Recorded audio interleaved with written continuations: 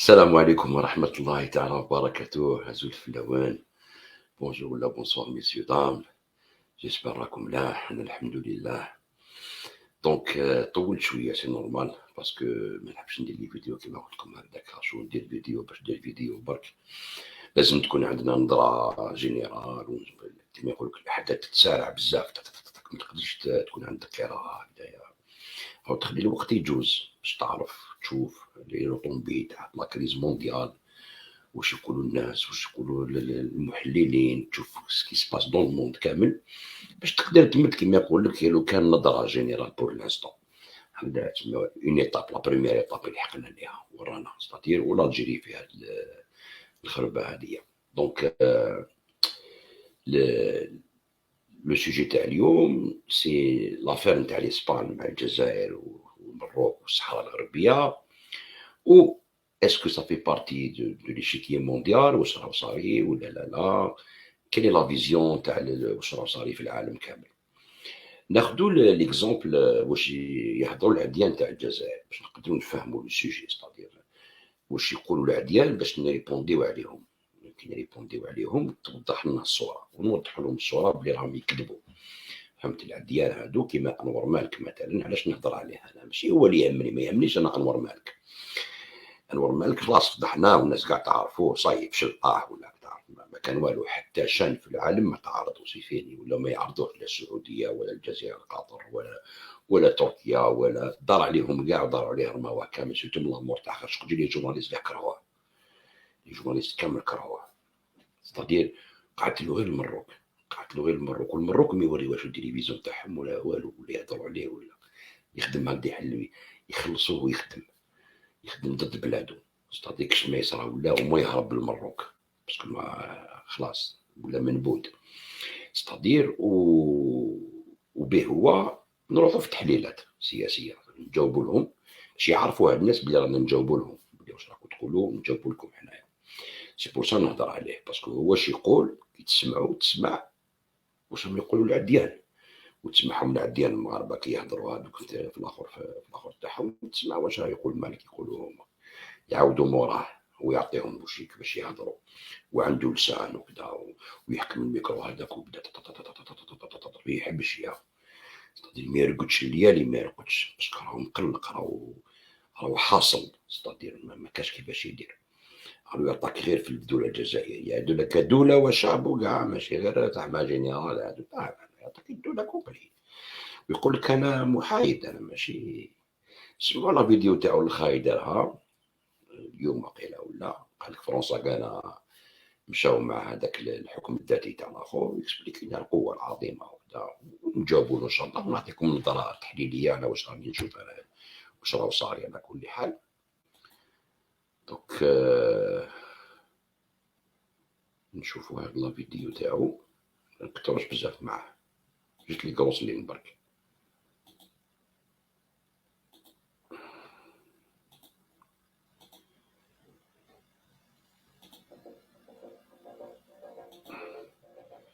السلام عليكم ورحمة الله وبركاته. أهلا وسهلا بكم أيها الأحبة الكرام في هذه المداخلة، والتي سنتحدث فيها عن ضربة أوروبية أخرى للجزائر. فرنسا تشيد وتدعم مقترح الحكم الذاتي المغربي في الصحراء. ذكرنا في مداخلة سابقة على أن الضربات ستتوالى، وأن دول أوروبية وغربية أخرى ستؤيد وتدعم المقترح المغربي القاضي بالحكم الذاتي في الصحراء الغربية. فبعد إسبانيا وقبلها الولايات المتحدة الأمريكية كقوة عظمى، وإسبانيا كقوة فاعلة في هذه القضية التي كانت على مدار عقود تلتزم الحياد، ها هي تغير سياستها من النقيض إلى النقيض، حيث أعلنت دعمها لمقترح الحكم الذاتي، وكانت صفعة وركلة كبيرة لنظام العسكر في الجزائر، مما جعله ينتفض.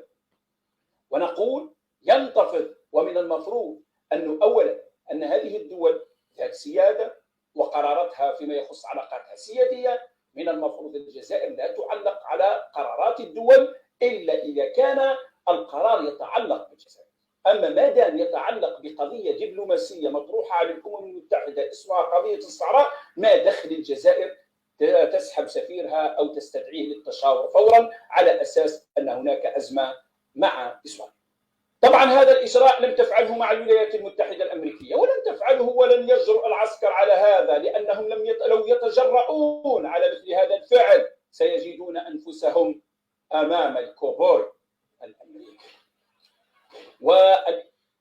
شتو مسكين يقول لكم راهو مريض، راهو ديبرسيون، يديفوني مالات ولا مريض مسكين، ماهوش الليل راهو ديبرسيون، الناس تسب فيه، صحابو تاع البارح نبدو كامل، ولا يدير لك دونالد ترامب يتيري بالكابوس ويقول لك هذا جورناليست، قال لك انا صحافي انترناسيونال، ما لقاش واش يدير دونالد ترامب يتيري يقول لك الجزائر يخافوا من الكوبوي. شوف يعني وين الحق مسكين. وراك شي انت سي انور مالك، كاني نشوفك مجا هذيك ولا تجي كبيره في رقبتك، راك ضعفت، خلاص لك الشوا المشوي والقعدات نبدو كامل من بود تبقى مليح. الأدهى والأمر من ذلك على أنه تعاملت معه بحذر شديد، وهذا الطبيعي حقيقة. أنه لا أقبل وأرفض أن الجزائر تدخل في أزمات دبلوماسية من أجل قضايا لا تعنيها. هي تقول أنا لست طرف في قضية الصحراء، وكل من يتخذ موقف ويوصل بها الحال إلى الدخول في عداء معه. والآن راهي تتجه إلى عزلة، راح تتحول الدولة الجزائرية إلى بوليزاريو آخر، يعني كل دولة تتخذ موقف يخصها في هذه القضية إلا الجزائر وتعاديها. الآن الجزائر تعادي الدول العربية، تعادي الدول الخليجية، تعادي الدول الأوروبية، قالك تعادي الدول العربية، وين عادت الدول العربية الجزائر؟ كما كان في القطر والإمارات والكويت كيفاش هذا تحية كيفاش يكذب عليكم. شوفوا مليح، من أجل ماذا؟ من أجل جمهورية إبراهيم غالي ومن معه من قيادات في البوليزاريو. أنا ما نقولش هذا الكلام، الصحراويين بأنفسهم يتحدثون عن فسادهم، وطبعا من يتربى في أحضان جنرالات لصوص وفاسدين راح يطلع ملاك. طبعا الأمر واضح. روعة باش يهدر، يعرف يسب بيان، يسب الجيش تاعنا وينقص من الجزائر. قلت بعد هذا القرار وهو المتوقع، لأن إسبانيا تريد أن تتعامل مع الدول الغربية تنظر إلى الجزائر على أنها دولة تحكمها عصابة، وليست دولة تحكمها حكومة ونظام شرعي ومنتخب. وصلنا إلى مرحلة معينة مع وزيرة الخارجية الإسبانية، هذه الإسبان تسمى يقول لك هو باللي زعما الإسبان داروا على الجزائر وكذا. يا با دو بروبليم، ياخذ الموقف اللي يحب هو. بصح الإسبان اسكو سي الغوفرنمون اسبانيول كامل كي داكور افيك سا، ولا غير اون بارتي من الغوفرنمون؟ خاطش عندهم ان غوفرنمون دو كواليسيون، هما كيما يقول كي ائتلاف، ما عندهمش اون ماجوريتي، مخلط الغوفرنمون كاع لي بارتي، ماشي كاع لي مينيستر وكاع الغوفرنمون ديسيدا هكذايا، لي بريمي مينيستر ديسيدا هكذايا، بصح نهضرو ليه بزاف داخل الغوفرنمون تاعو. شوفوا نوري لكم باش نطيحوا هذا الكذاب هذا اللي ما يعرفش، ما يسي يكذب على الجزائريين. حنا نجبدوا السفير تاعنا بيان سور، نعيطوا له ارواح، نوروا لهم بلي ما نخافوش منكم، راكم مع الامريكان ولا مع فرنسا ولا مع بوطون ولا كذا، نقدروا نغلقوا عليكم الكاز حنا كاع مع لاكيس تاع اليوكران هذه. وما سي لي زاميريكان يرموهم على راسهم كيما رماو الاوروب، قالوا نديروا لي سونكسيون الامريكان للروس، هما داروا لي سونكسيون والامريكان ما داروهمش. باغ اكزومبل كيما غلق الاجواء، الاوروب غلقوا كاع لي سباس ايريان تاعهم، لي زافيون سيفيل وكاع تاع الروس، والامريكان ما غلقوش، وقالوا لهم ديروا لهم لي سونكسيون، وهما تيراو على روحهم. الغاز وكان يحبس لهم الغاز بوتين، ومازال ما حبسوش، كان يحبس يطروح لاوروب، بقاتش قوه سي فيني. ولا هذيك كيش يقولوا لا كومينوتي انترناسيونال اللي هي مبنيه في لوطون، برك هذيك لا كومينوتي انترناسيونال. الاسبان داروا عليها ضغط باش دير علينا ضغط زعما، وفرنسا كيف كيف، وهما راهم في فابلاس، هما راهم موتى، راهم رايحين يموتوا كاع. ما قدروش، يقول لك هذه قوة عالمية وبتاع، ما قدروش ينترفينيو في الأوكران، بان عيبهم، صدم لهم الأوكران بوتين، دخل قال لهم اللي دخل روحوا نضربوا بضربة عمره ما تنضرب في التاريخ، تحبوا نروحوا للجار النوكليير نروحوا للجار النوكليير، فرينا وكاع.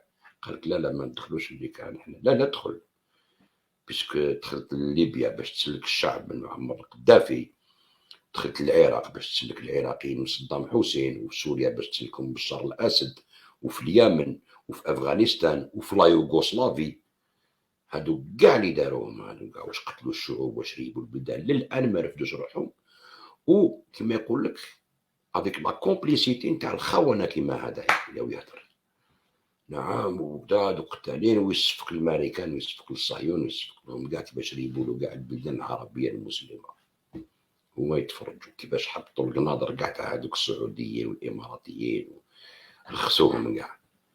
واليوم يجي يقول لك الجيري هي اللي راهي منبوذه، جامي حنا ماناش في عزله، او كونترير، او كونترير حنا رانا الي تاع اون بويسونس مونديال اللي ناضت ليهم، انا ديسيدي باش تنوض ليهم. دوك نجو ليها هاديه. دونك لاسبان شوفوا واش صرا في الاسبان في لافير هاديه، يقول لك الانسان لازم يتبع مليح، علاش ما لازمش دير فيديو كل يوم، شوف واش يصرا واش ما يصراش، واش يهضروا واش ما يهضروش. دونك ندير لكم مونغرون باش تقراو معايا هكذايا. يقول لك فيخو qualifie de téméraire le changement de position du gouvernement sur le Sahara. هكذا. Le candidat à la présidence du PP, Parti populaire, اللي كان حكموا أزنار à l'époque, et futur prétendant à la Moncloa, يمشيو لي président, premier ministre, Alberto Núñez Feijóo, a accusé ce samedi la décision du gouvernement d'aborder le Maroc avec une démonstration de soutien au projet marocain de gestion du conflit territorial au Sahara, un changement radical de politique étrangère et imprudent, sans un soutien suffisant, a estimé Firouz. Mais un soutien le gouvernement, qui a qualifié la nouvelle position rendue publique ce vendredi après-midi de décision unilatérale du président Pedro Sánchez dans les formations du gouvernement de coalition. Une week-end a approfondi son rejet de la nouvelle position de l'Espagne, tandis que le PSOE a insisté sur la force de l'exécutif malgré les écarts. C'est-à-dire, ما سقسا حتى واحد، ما votaو عليها في البارلمان، ما كدا ما والو فيه، a attendu presque la fin de son rassemblement à Valladolid, où il est allé recueillir des soutiens pour sa candidature pour aborder la récente décision du gouvernement d'accepter le plan marocain d'autonomie du Sahara occidental. Le candidat à la tête du PP a condamné l'attitude superbe de Sanchez et lui a reproché d'avoir fait un pas qu'aucun de ses prédécesseurs ne s'est aventuré à franchir. Ils doivent clarifier ce qu'ils ont précisé. Ils ont l'intention de vivre dans le charabia, a-t-il affirmé. Il a estimé que la prise de parti du Maroc compromet la crédibilité extérieure que l'Espagne a gagnée et a averti qu'il surveillerait les réactions de l'Algérie ou des Nations Unies et n'admettrait pas d'ambiguïté sur ce thème. Je ne suis pas Sanchez ni les partenaires de Sanchez, a-t-il souligné dans une tentative de s'aligner comme une alternative modérée contre les décisions prises par l'exécutif du PSOE en coalition avec le reste du week-end. Aux critiques de Feijóo se sont ajoutées celles de la présidente de la Communauté de Madrid, Isabel Díaz Ayuso, et celle de la fondation FAES, présidée par José María Aznar, qui est un premier ministre à l'époque et qui exerce une forte influence sur la direction du PP. Ayuso a condamné ce qui s'est passé sur Twitter. De quel droit, de quel programme électoral est-il venu? Dans quel parlement en avez-vous discuté? واش البارلمون فوت عليه قال له واش من اخر؟ c'est-à-dire ما كثرش بزاف على الاخر، c'est-à-dire صارت بروبليم بيناتهم، صايره بروبليم داخل الجوفرنمون بالذات نتاع الاسبان. ils sont pas d'accord. قالوا احنا نو سوم بور الحكم الذاتي وخلاص، بصح هذا يفوت يتقرر في لونو ويسينيو عليه في لونو باش يترسم، بصح لونو سي با كوم سا، ماشي هكذايا. ستادير اون ديسيزيون كيما هادي عندها لي كونسيكونس تاعها داخل الجوفرنمون ومع الجيري و في العالم. مي دركاتيك هما اللي راهم حاصلين يقول لك ربحنا المروك خسرنا الجيري، نربحوا الجيري نخسروا المروك. تما راهم في حرفه، هما اللي راهم في حرفه ماشي حنايا. حنا الدواء الصحراء خلاص مازال ما عندوش القانون يديها، فهمت؟ غير في البابي هكذايا ولا زعما ديبلوماتيكمون، ويقول لك هذه سي فيكتوار للمروك. نو سي با اون فيكتوار للمروك، سي با اون فيكتوار ديبلوماتيك. لا لا، دوك نوري لكم. تبعوا نسمعوا شويه على فرنسا دوكا، كيفاش يهضر على فرنسا، كيفاش يهضر على فرنسا. دوك نشوفوا كيفاش يهضر على فرنسا. زعما فرنسا كاعنا داروا الحكم الذاتي ولا صفعات على، شوفوا التترا صفعات عالميه للجزائر، عالميه قال دغيا. ياتي بوغادو وكان وزير الشؤون الخارجيه انذاك ويقول لها تقدري تتحدثي بريطانيا، تناول خلالها وزير الخارجيه الذي قدم. اخواني الكرام، كما تلاحظون ان فرنسا عبرت بوضوح على دعم جاء من طرف فرنسا. ونقلت وكاله الانباء المغربيه عن المتحدثه باسم هذا جورنال المروك، يقراك تاع المروك، يقول لك انا ماشي مع المروك، لا لا. وزاره الشؤون الخارجيه تاكيدها للموقف الفرنسي من هذه القضيه، والمتمثل في ايجاد حل سياسي عادل دائم مقبول لدى الاطراف وفقا لقرارات مجلس الامن التابع للامم المتحده. واضافت الدبلوماسيه الفرنسيه فان مخطط الحكم الذاتي المغربي يشكل اساسا للنقاش جادا وذا مصداقيه، واكدت ان فرنسا ملتزمه باقامه علاقات جيده بين شركائها الاوروبيين وجيرانها على الضفه الجنوبيه للبحر الابيض المتوسط، ومن خلال الحوار يمكن التغلب على التحديات المشتركه. اذا اخواني الكرام، كما تلاحظون ان فرنسا عبرت بوضوح على دعمها لمقترح الحكم الذاتي، وهذا مش جديد، قد حدث من قبل مع وزير الخارجيه الذي قدم من قبل ايضا تصريحات تحدث فيها في 8 ابريل 2021 بجوده التعاون الامني بين فرنسا والمغرب، وجدد التاكيد على موقف بلاده الداعم للمخطط المغربي للحكم الذاتي في الصحراء، حيث ان الناطقه باسم وزاره الخارجيه الفرنسيه افادت بان وزير اوروبا والشؤون الخارجيه الفرنسي اجرى مباحثات عبر تقنيه التناظر المرئي مع نظيره المغربي ناصر بوريطه، تناول خلالها العلاقات المكثفه جدا بين فرنسا والمغرب والتحديات المطروحه على البلدين، لا سيما تداعيات الازمه الصحيه والتنسيق بين البلدين للتعامل معها، بالاضافه الى قضايا الهجره. المهم في كثير من الامور قالت بخصوص الوضع في الصحراء، قالت الناطقه باسم الخارجيه الفرنسيه ان الوزير استحضر دعم فرنسا للبحث عن حل سياسي عادل ودائم ومقبول لدى الاطراف وفقا لقرارات مجلس الامن التابع للامم المتحده، مذكرا بانه من هذا المنظور فان فرنسا تعتبر مخطط الحكم الذاتي المغربي اساسا جادا وذا مصداقيه. اذا واضح انه بعد اسبانيا فرنسا بدات توضح موقفها على اساس ان مقترح الحكم الذاتي كقاعده ذات مصداقيه، والامور يعني ان الامور الان تتجه الى ان هذه القوى خاصه بعد ما حدث مع الولايات المتحده الامريكيه صارت تتجه الى جعل مقترح الحكم الذاتي كاساس صلب لاي حل سياسي تحت رعايه الامم المتحده. اذا ضربه دبلوماسيه اخرى للجزائر. هذه ماشي ضربه دبلوماسيه يا سي انور مالك، هذه فرنسا شوفوا واش يقولوا، سي با لا دبلوماسيه هذه. هادوك منبطحين، المروك منبطحين، واش يقولوا لهم يديروا؟ عطاو بلادهم للصهيون، اعداء للجزائر، ستادير واش يقولوا لهم يواسوا من زمان الزمان هذوك. شوف مليح واش يقولوا، شوف مليح واش يقولوا. فرنسا تقول ضربه دبلوماسيه، ماشي ضربه دبلوماسيه، باسكو ما استعملوش الدبلوماسيه باش يربحوا، زعما لا دبلوماسيه تاعهم واعره. نو هم باطحين هما. حنا غدوه باغ اكزومبل نستعرفوا بالصهيون نجيبوهم نحطوا علم تاع اسرائيل نديروا معاهم لي زاكور، لا نولوا حنا هما لا بويسونس الاولى في لافريك والسود تاع لوروب، ناكلوا كاع المغرب هذا. كيما ايران مثلا، لو كانوا يقولوا لاسرائيل نتفاهموا خلاص السعوديه تصوتي كاع يصوتيو، هذوك يداروا معاهم لي زاكور. على بالهم بلي حنا قوات، عندنا عقيده، حنا الشعب عنده عقيده، ماشي العسكر ولا لي ميسي. العقيده هي صح. عندنا عقيدة حنايا اللي ما عندهمش المغاربة الله غالب، ما ترباوش على عقيدة، عمرهم ما حموا على نفسهم ولا ينبطحوا. شوف واش قال عليهم لي واش يقولوا عليهم لي فرونسي، علاش يتعاونوا معاهم. تبعها مليح. دبلوماسية وشنو هي؟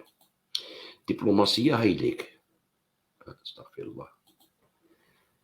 شوف مليحة، شوف واش يقول لك هنايا. tel quel هذا الجورنال ماروكان. Le Maroc est une maîtresse dont on n'est pas amoureux mais que l'on doit défendre. شوف المروك عاهرة اللي ما نحبوهاش ولكن لازم نحاميو عليها.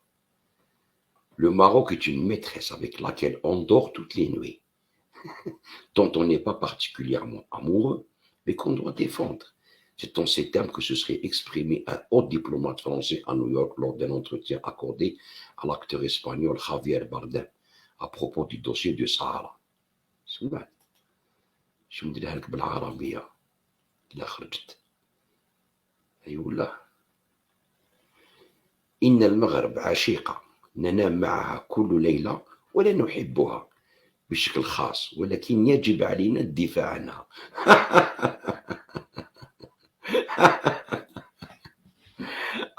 يا أنور مالك، يا أنور مالك. هذه الدبلوماسية. كان الشعب الجزائري يسمع باللي الدبلومات فرنسي يهضروا علينا هكذا، حنا واحد ما يتجرأ يقول لك الجزائر عشيقة نرقدوا معاها كل ليلة. بيان سير يحاموا عليها هكذا شغل المروك، بصح ما يديروا والو. هذا راه برك لسان.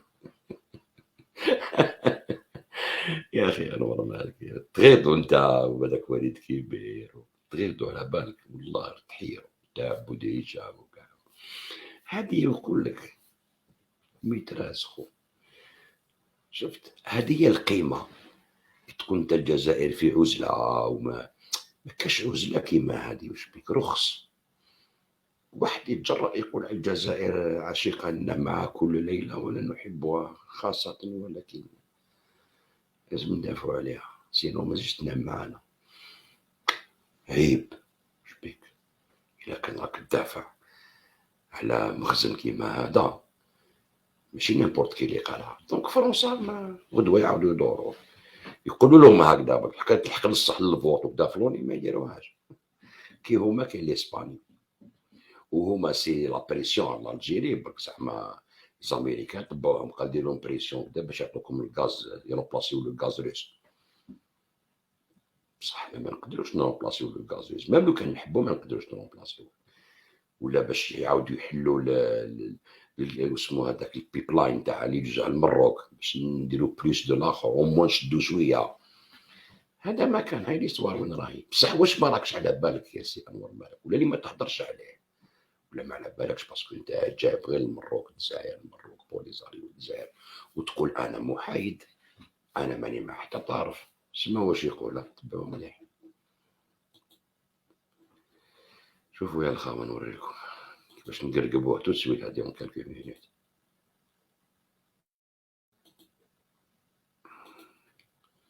كيفاش نقرقبوه اون كالكو مينوت.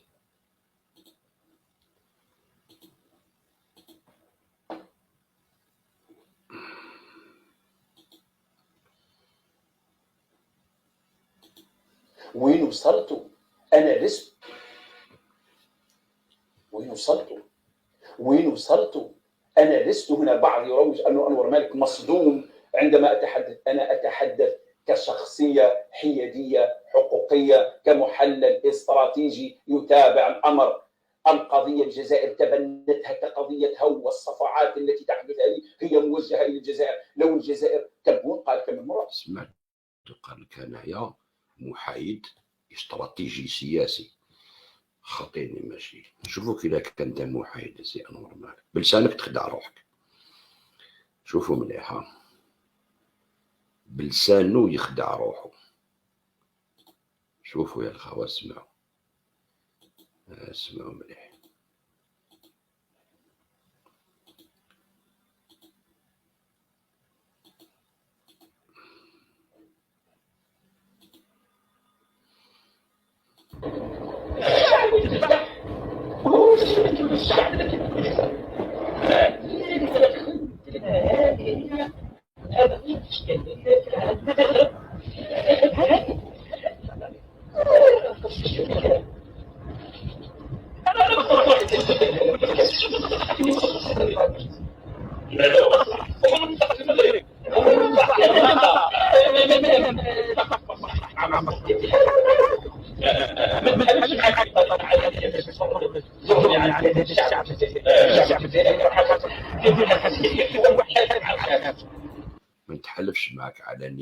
طابلة، لأن الشعب الجزائري عنده حساسية، يبيع في روحه ليه.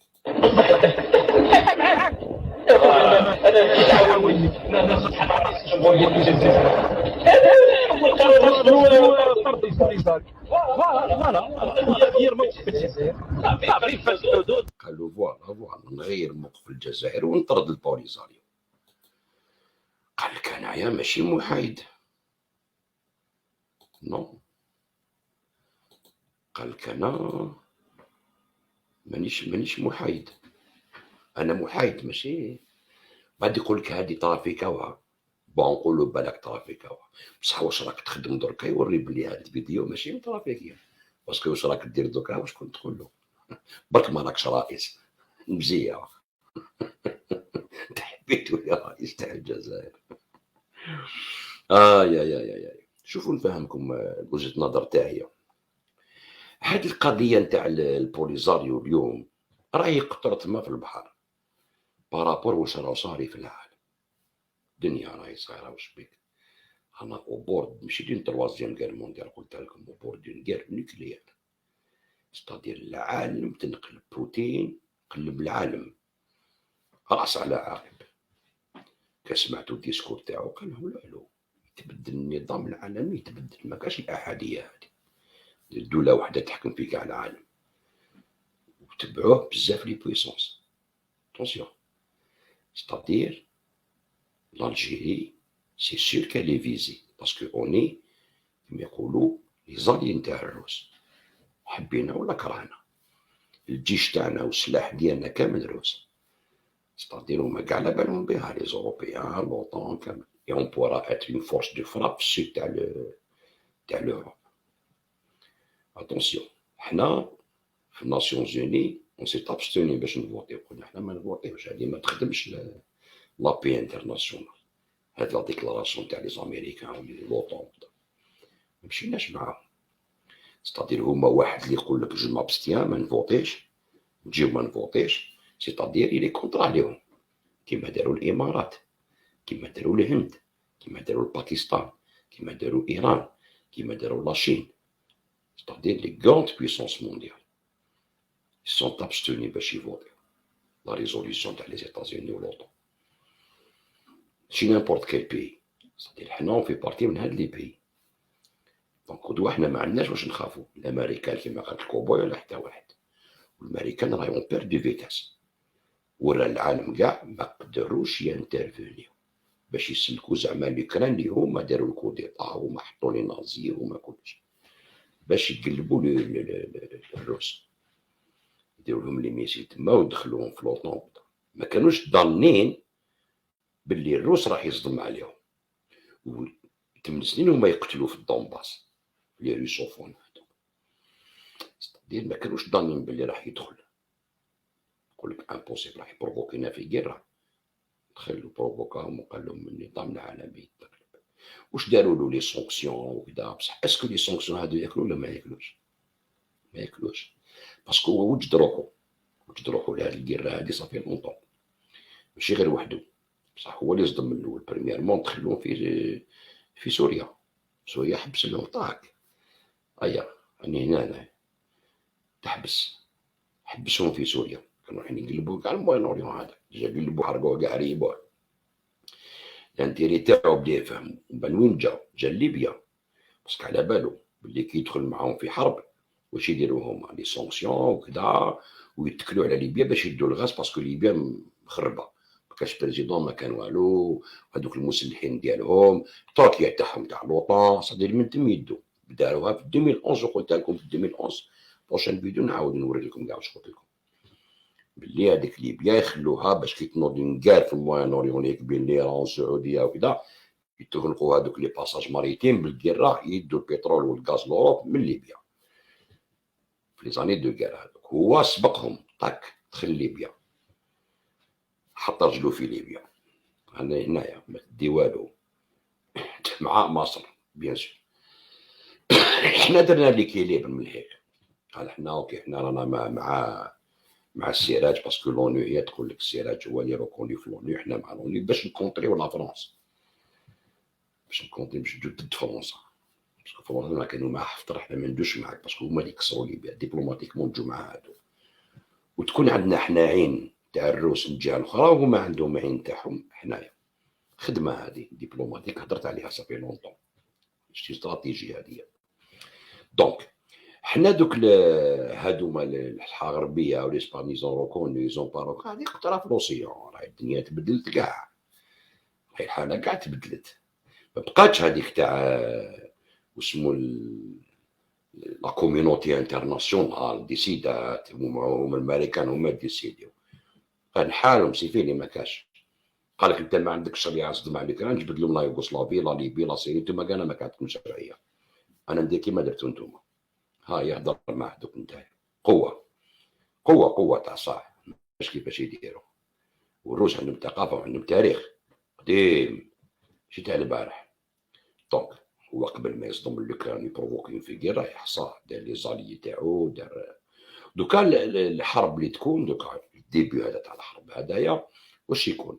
هي حرب كما يقولوا حرب علاقات، كل واحد في ليشيكي مونديال هذايا كل واحد دوكا يضربوا شكون اللي يجبد ليه بلوس دو كما يقولك دالي، شكون هما لي زالي تاعك شكون هما لي زالي تاعك. كيما باغ اكزومبل تحكم في لوروب باغ اكزومبل في لوطون سوني با لي زالي دي زاميريكان نو، سي دي سبير تاع لي زاميريكان، سي دي بيبات كيما يقولوا بوبيات تاع الامريكان، ماشي تحالف بالقدر هكذا نو. باغ اكزومبل الامريكان مع فرنسا نحاول كونطرا مع الاسترالي تاع لي سومارين نيكليير هذا، نحاول نبقوا جا كونطرا درعوا ما هضروش فرنسا سكتوا، هذين ما عندهمش علاقه تاع قدر. اما تشوف انت لا روسي العلاقات تاعها مع الايران ولا مع الهند ولا مع الباكستان ولا مع لاشين ولا مع البرازيل، علاقات تاع كل واحد عنده قدره، ما نحكمش فيك. هذه انا نبروبوزي لك بلان باش نخرجوا من هذه الهيمنه العالميه هذه، انا بروبوزي لك بلان وانا نافونسي الاول، ماشي كيما الامريكان يبعث في اوروبا وهو قاعد اللور، فهمتوا؟ ماشي علاقه واحده، ولا كيما مع المروك يعطيهم الصحه الغربيه ويديروا لي زاكور مع اسرائيل دراع هكذايا، بصح ما عنده حتى قيمه عليه. كيفاش ما عندوش حتى قيمه؟ نوريها لكم هكذايا. في المروك راهو موفيس بوزيسيون، راهو تي موفيس بوزيسيون شبيكم، باسكو ديجا هو ما راحش حضر في الناسيون زوني باش يفوتي على لا ريزوليسيون تاع لوطون كونتر واسمو كونتر الروس باش يكوندانيو زعما الانفازيون هكذا، ما راحش يفوتي. اسمعوا مليح واش صرا، كيفاش الامريكان ياخذوها، كيفاش يقولوا شنو التخمام تاع لي زاميريكان في هذه القضيه هذه، تبعوا مليحه.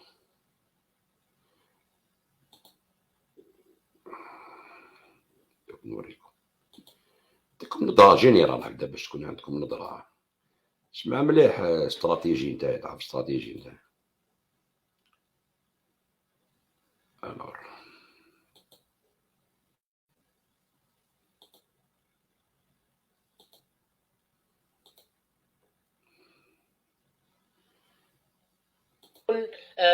من المؤيدين ولا من المعارضين ولا حتى المغرب لم يكن الدولية والشؤون الأمريكية. المغرب استمعت إلى من تفاصيل الموقف المغربي في هذا الاتجاه بشكل أوفى تفاصيل الموقف المغربي.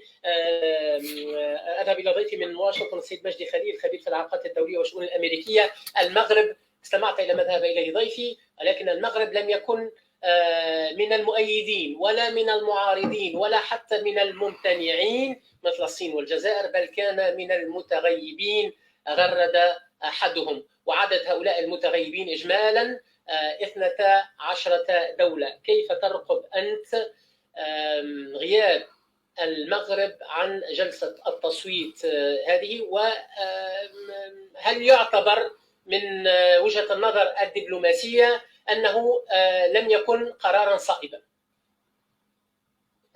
بالتأكيد لم يكن قرارا صائبا، بل ومفاجئا لي ومفاجئا للكثيرين. المغرب لديها قضية تتعلق بالسيادة، هي الصحراء المغربية، وتطلب من الدول أن تؤيد هذه السيادة وأن تؤيد سيادة المغرب وأن تدافع عن الصحراء الغربية بأنها جزءا من المغرب، وفي نفس الوقت لا تقول رأيها بوضوح في مسألة انتهاك سيادة دولة كاملة ومحاولة تقسيمها كما تتعرض المغرب لمحاولة التقسيم، فهذا شيئا للأسف خطأ وسقوط دبلوماسي من الدبلوماسية المغربية أولا. ثانيا، المغرب على علاقة جيدة بالولايات المتحدة الأمريكية، والولايات المتحدة الأمريكية في عهد ترامب دعمت قضية الصحراء المغربية، ومن ثم هذه أيضا معركة الولايات المتحدة الأمريكية والغرب. وتفاجأت أن المغرب لم تقف في هذه المعركة لأنها معركة عادلة. والأهم من هذا أن في مسألة أوكرانيا لا يوجد ألوان، إنه أبيض أو أسود. في أبيض أو أسود، هناك انتهاك للقانون الدولي، وهناك انتهاك للأمم المتحدة ولميثاق الأمم المتحدة وللقانون الدولي الإنساني وللأخلاق كمان. المسألة الأخلاقية هي مسألة أخلاقية. نحن لم ندخل في فترة الحروب الباردة بعد لكي تقرر المغرب أن تقف في طرف ذلك أو ذاك، ولكن نحن نتحدث عن المبادئ الأساسية للقانون الدولي وللأخلاق السياسية. وهذا كان يجب على المغرب أن تكون في طرف أوكرانيا، لأن دولة معتدى عليها، ولأن المسألة أكبر من هذا. هناك دولة في روسيا تريد أن تبتلع دولة أخرى، ليست غزوا كما حدث للعراق، غزوا مؤقتا وكان مدانا وقتها، ولكنه كانت تعلن أمريكا أنه غزو مؤقتا. هذه دولة تطمع في أراضي دولة أخرى وتقول أن ليس لها وجود، وإحنا اللي خلقناها وإحنا اللي هنرجعها تاني. هذا انهيار للقانون الدولي، وانهيار لترتيبات ما بعد الحرب العالمية الثانية، وانهيار للأمن والسلم الدوليين. سمعتوا السقطة الدبلوماسية للأمريكان، قالوا له هذا مصري مع ماشياتي مصوات الأمريكان شبوا يداروا هاد الأيامات كاع كونتر الروس، ما تفهموا والو، كاع يخدموا في الناسيونز يوني في واشنطن، في مؤسسة الدراسات الاستراتيجية وكذا في واشنطن وكذا. شوف كيفاش يهضروا على المروك، إذا حط لك هذا على المروك هكذا عرف بلي سي لابونسي تاع كاع لي بوليتيسيان أمريكان. قول كيفاش هذا، حنا وقفنا معاك وأنت ما ديتش ميم با تبوطي، ما ديتش ميم با، ما قيمتناش. وهذه ماركوها له، غادير هو تشوفوا كيفاش يبرئوا لا وباسكو حنايا ونقفوا في الوسط يقول لك ما توقفش الوسط باش انا نعطيك الصحه الغربيه وانت شتو العفسه وراي. لو كان جا تاكل على روحه وكذا، علاش ما دارش هكذا؟ بصح علاش واش داروا له الامريكان تو تسويت ابري الكونغري امريكان؟ شوفوا نوريكم واش داروا له الكونغري امريكان تو تسويت ابري. شوف دقيقه برك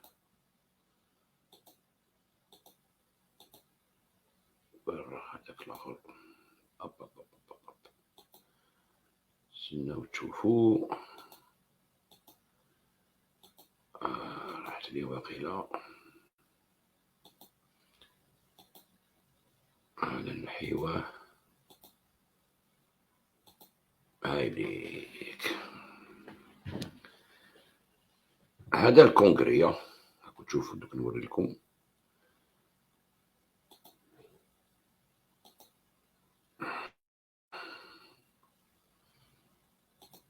اوكي هذا سي الكونغري امريكان لو 17 مارس 2022 غير كيما هادي. اوكي باش تعرفوا نوريكم اونغرون باش تشوفوها. قالك القوة الأمريكية وكذا هكذا. باتريك ليهي هذا هو سي ان سيناتور في الكونغري الأمريكي. شو واش يقول لك؟ كبروها. كما في السنوات الماضية أدرج المؤتمر مساعدة المغرب في قانون اعتمادات الدولة والعمليات الخارجية والبرامج ذات الصلة للسنة المالية 2022 طني فيسكال. المغرب شريك مهم للولايات المتحدة في العديد من القضايا التي تتراوح من التجارة إلى الأمن الإقليمي. على عكس السنوات الأخيرة لم يدرج الكونغرس الصحراء الغربية تحت المغرب في القانون. لم يدرج الكونغرس الصحراء الغربية تحت المغرب في القانون، وذلك لأن قانون السنة المالية 2022 مثل الأمم المتحدة لا يعترف بالصحراء الغربية كجزء من المغرب. ثم تضمين المساعدة للصحراء الغربية في مكان آخر في القانون في إطار مبادرة شراكة الشرق الأوسطية. يوجه البيان التوضيحي المصاحب للقانون ووزير الخارجية إلى مواصلة دعم العملية السياسية التي تقودها الأمم المتحدة والتي تحقق العدالة، حل سياسي دائم ومقبول للطرفين وفقا لقرارات مجلس الأمن التابع للأمم المتحدة ذات الصلة. إن الوضع السياسي للصحراء الغربية هو قضية يجب حلها من قبل أطراف النزاع وليس من قبل الكونغرس.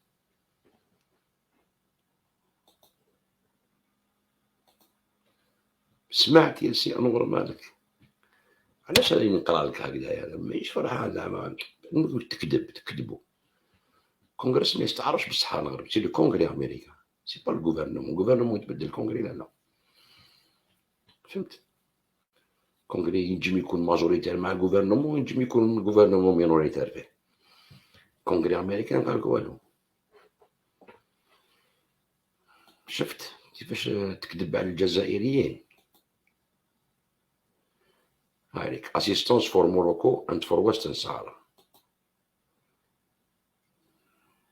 هايليك باتريك ليهي كونتاكت ابوت باتريك الفيرمو.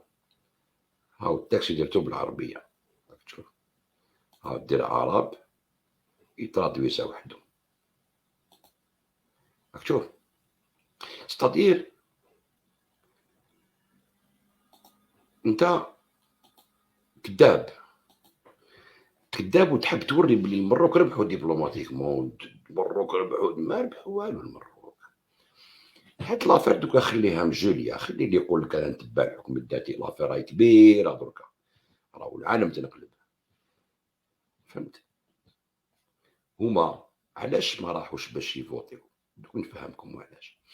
سي انتيليجون هما سي سور، باسكو علاش خافوا من الروس، باسكو الروس عندها موقف محايد في هاد لافير. الروس كان يقول لك سي الامم المتحده هكذايا.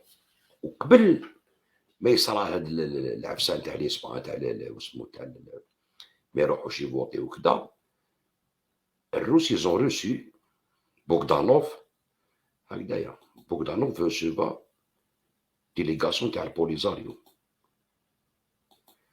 تبعو مليح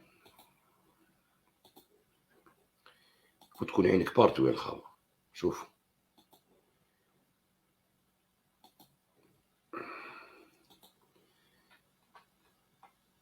Sahara, une délégation du Polisario reçue par un responsable russe. Un haut diplomate, et non des moindres, Mikhail Bogdanov, actuel vice-ministre des Affaires étrangères, a reçu mercredi 20 octobre 2021 dans son bureau dans la capitale moscovite des membres du Polisario, signe de rapprochement entre la Russie et le Polisario. شوفوا هذه في أكتوبر 2021 ريسيفا، ستادير كانوا يبريباريو في كاع الحالة. هما الماركة المخزن ما يقدرش يروح لونو ويابستوني من فوتيش ولا يفوتي كونتر. الامريكان يدوروا عليه، ساك يدوروا عليه، يفوتي مع الامريكان كونتر الروس. واش يدير الروس؟ لا بروميير دي شوز يدخل في الكونفلي تاع الصحراء الغربيه، يبارينيه. تولي من بعد وين لافير تاع الصحراء الغربيه؟ ماشي بين الصهيون والامريكان والمروك والبوليزاريو وحنايا، نو، تولي بين بيسونس نيكليير الروس مع الامريكان. ما تكبر له لافير. ومع درك شاف كيفاش اليوكران صدموا عليها ما داروا والو. تسمى يقول لك ما نحنا كيفاش راح يريسكيو علينا، حطوهم في الحكم وعطاو لهم الحكم وداروا بريزيدون وداروا كو ديطا وداروا، خسروا 50 مليار دو دولار في اليوكران لي زاميريكان لوطون كاع. واش خسروا دراهم باش يقلبوا البوفوار من 2004 وما يصرفوا في الدراهم. 5 مليار واقيلا 5 مليار دو دولار، 5 مليار دو دولار صرفوها على اليوكران. اون فان كونت خرجوا يديهم فوق راسهم. دخل بوتين قالوا وبدا يجبدوك في لي زالي. على بها خاف، يقول لك الناس انا ما نروح تخبى. قال لك عشيقه، عشيقه مسكينه راهي خايفه العشيقه هذيك. قالت لكم انا وليت كبيره ما تجيب السومه يرموني. يقول لك الاوكران ما دخلوش روحهم، راح يدخلوا روحهم مع الصحه الغربيه تاعنا زعما نقول تاعي. دونك لالجيري هي لا بول بوزيسيون درك هذيك مع اسبانيا ولا مع فرنسا ولا مع الاوروب ولا مع المروك ولا مع الامريكان كيما حبيت. دوك كاع راهم يشيتونا باش نكونوا من جهتهم، لوطون الامريكان، ولا نديرو هذيك بتيت بريسيون هكذا ويشيتونا بتحت. نو مون امي، حنا نقول لهم حنا رانا ناتر، حنا دبروا راسكم مع بوتين خو، مع الاوكران يفليكا الجزائر ما نتاجوش معاهم، حنا نتاجو السلاح. التجاره من بعد دخلوا لها كيفاش عاودوا يدوروا للروب اليان، كيفاش قال لهم الدراهم هذوك اللي راكم ديتوهم تاع الروس اللي راهم في الامريكان في لا ريزيرف امريكان، باسكو كلشي تشرى بالدولار، لي بيي كاع عندهم دراهم تاعهم تما ميم راشين، كلشي ندارون دولار. تما قال لهم بوتين دوك اللي يهضر ينحروا دراهم، سراقين سي دي فولور غونغستار، كاين لي زاكور انترناسيونال ما يسبكتيهمش، نحي لك دراهمك كيما داروا ليبيا 200 مليار دولار، كيما داروا العراق يبلوكيو كاع الدراهم، يجريو الدراهم ويدوهم. تسمى دوك البلدان كاع تولي تخاف تحط دراهمها تما مع لافير تاع لا روسي. عراهم هو عنده الذهب، عنده 150 مليار تاع ذهب، يقول لك ينجم يشد دي زاني يبزنس بالذهب، يخلص بالذهب. وداروا سيستم سويفت باع نقصوا ليكونومي هذه، نقصوا لا استراتيجي ميليتار وبوليتيك. ستادير المروك راهو في حرفه، يوريك بلي في حرفه، ما راحش يفوتي، خاف. سورتو كو لي زاليي تاعو، لي دو زاليي تاعو، تبعوني مليح باش نقول لكم، لي دو زاليي تاعو راهم مع الروس، كونتر زيلينسكي هذاك، وكونتر لا بيس دو بوزيسيون تاع الامريكان ولوطون في اليوكران. لي دو زاليي تاعو الامارات العربيه والصهيون اسرائيل. وهذه ضربه قويه للامريكان، الغولف كاع دار عليه، الامارات السعوديه يتفاهموا باش يولوا يبزنسوا باليان مع لاشين، وبوتين يقول لهم ردوا بالكم، انتم اللي عندكم لي باز الاولين قراب ليا هنا، ستادير لو كان كاش ما يصرى نضربكم انتم الاولين، تمشوا معاه نحي لكم لي باز، راح يخرجهم كاع من الموين اوريون.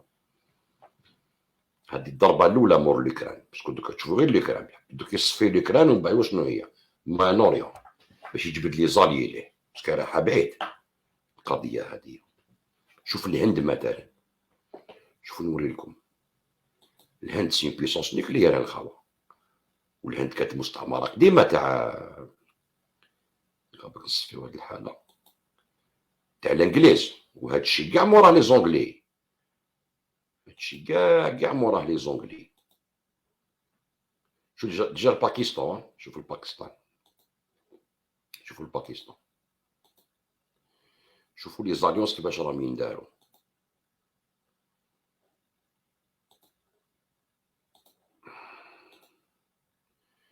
شوفوا لي زاليونس كيفاش راهم ينداروا. لماذا كان رئيس الوزراء الباكستاني في روسيا وسط غزو اوكرانيا؟ لم يكن لدى رئيس الوزراء عمران خان الكثير ليكسبه ويخسر الكثير من تراجع على زيارة المخطط لها إلى موسكو.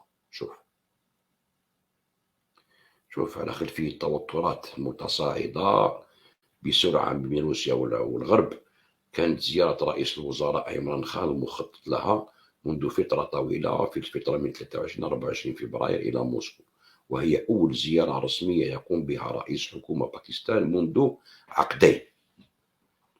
راك تشوف ستادير ديجا عندك هنايا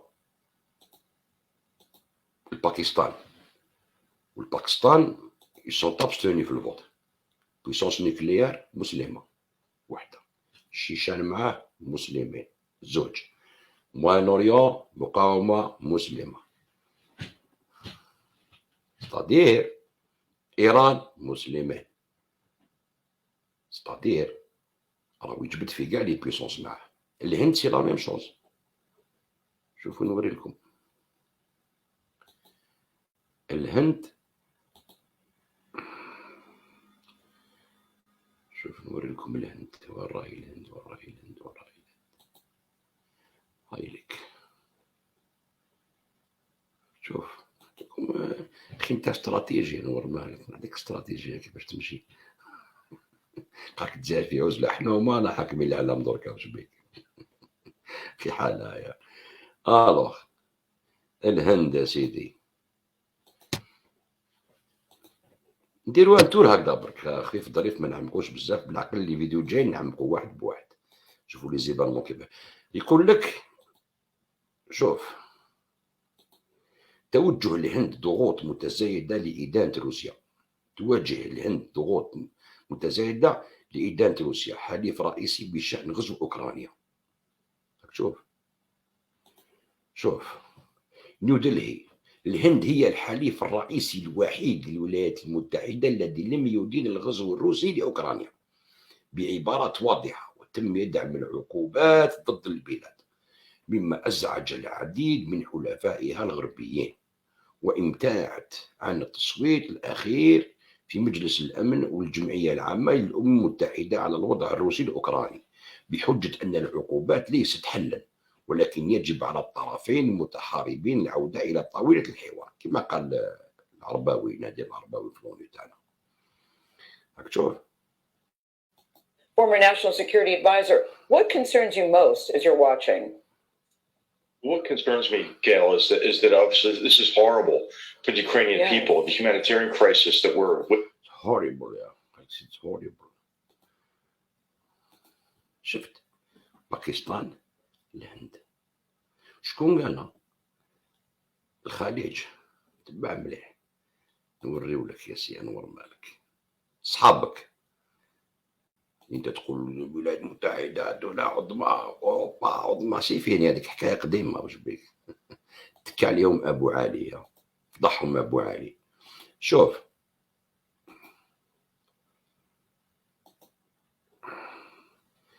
يقول لك الجغرافية السياسية هكذايا. الحرب في أوكرانيا تفضح التلاق بين واشنطن والرياض. تسارعت الحرب الروسية في اتجاه بدأ قبل سنوات، القطيعة بين الأنظمة البترومونية العربية في الخليج والولايات المتحدة. تظهر المملكة العربية السعودية والإمارات العربية المتحدة في الصدارة بشكل متزايد، تقارباتهما الاقتصادية والاستراتيجية مع الروس والصينيين. ريزو انترناسيونال، كوريا انترناسيونال، راك تشوف. وهذا اللي دار الارتيكل هذايا سي الفينانسيال تايمز، اوكي، على خلفية الحرب في أوكرانيا وكذا. يقول لك هاي الأمريكيون أنفسهم محتارين على التفكير في إعادة ضبط العلاقات مع الحلفاء القدامى، داروا كاع الحلفاء السعودي والإماراتي، كما يحل المتخصص في العلاقات الدولية في لصحيفة دافيد غاردنر ولا اسمه البريطانية، في صحيفة الفينانسيال تايمز. ستادير بداو كاع يهربوا لهم، علاش؟ باسكو كانوا دايرين عليهم الدراع، ما يقدروهمش كدول. وهذا الجولف، هذا الجولف بيرسيك، هذا الجولف كاع سيتي نظام تاع الروس قدامهم، الامريكان من بعد، ولي باز اللي عندهم السعوديه والامارات والقطر وكذا، هذوك يلعبوا دور. شكون الحليف تاعو تما؟ ايران، هذيك لازون، هذيك العراق، سوريا، لبنان، حزب الله. ستادير هذاك العسكر كاع اليمن الحوثيين اونفاس السعوديه، ملي راهم قرا معاهم، غادي يدخلهم في اون بي ويجبدهم ليه، يحوزوا لي زاميريكان كاع مدهم. سا لا بروشين ايطاب، كان ما يقعدوش في طابله الامريكان وطون ويقصروا على النوفيل اوردر مونديال يشاركوا فيه كاع البلدان الصحاح، ماشي النوفيل اوردر مونديال كما قال جورج بوش باباه، قال لك النوفيل اوردر مونديال حنا هما الشواكر في العالم، غير حنايا.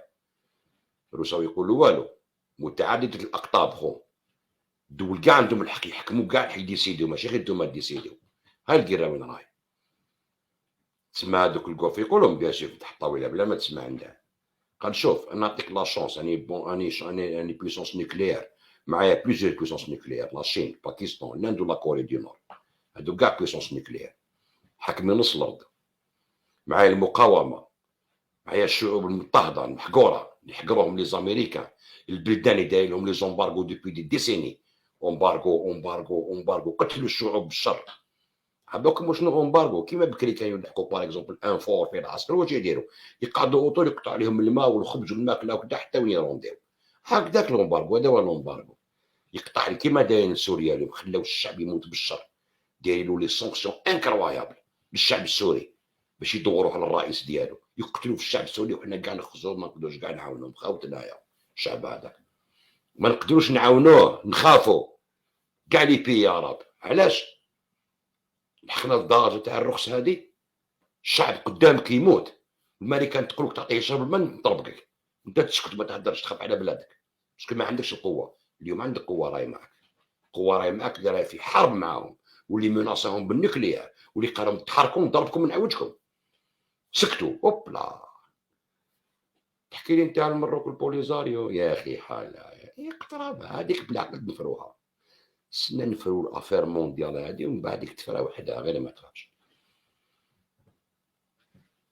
هذه الصوار والو دايرين بها ضجه وكذا، ما فيها والو. هذه راهي حرب عالميه، واش بيكم؟ اقتصاديه، فكريه، عسكريه، جيوسياسيه، راهي حرب. واش بيك؟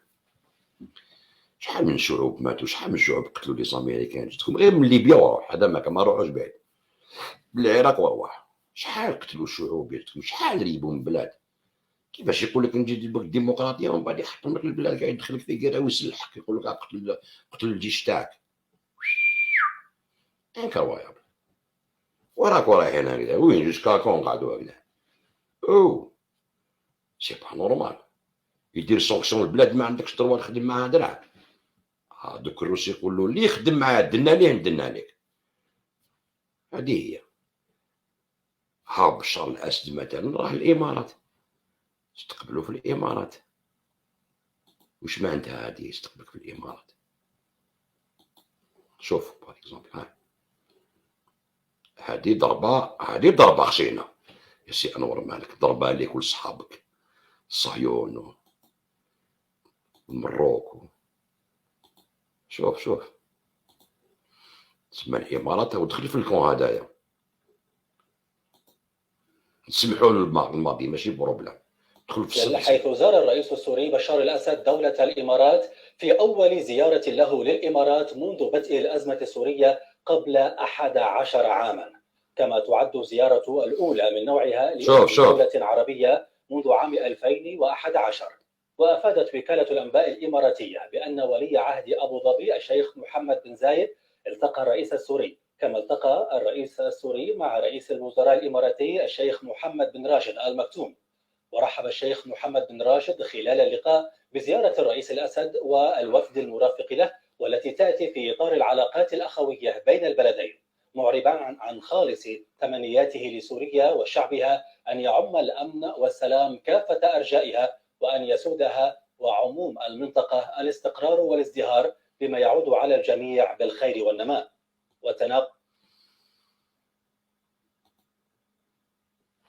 إمارات سعودية قريب كاع الكولف استقبلوه، ستادير الجيري نجحت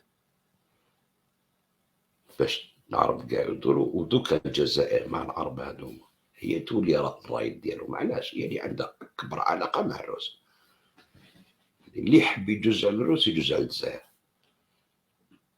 وحنا اللي قعدوهم في الجامعة العربية ونقول لهم رايحين نوضا نوفال أورد مونديال يا الخاو، حنا بلاد مجاهد كبير، فهمت؟ ستادير حنا الامبريالية دوك عندنا لوكازيون باش نحطوهم في بلاصتهم ديبلوماتيكمون، حنا عندنا قوة راهي مورانا وراهي معولة عليكم.